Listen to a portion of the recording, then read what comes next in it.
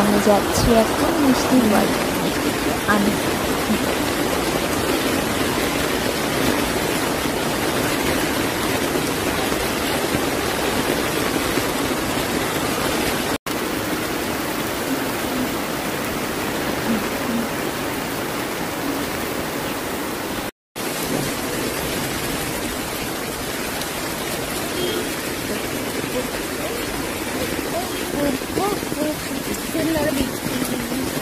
তার মধ্যে আমি আবার বেরিয়েছি বাবা।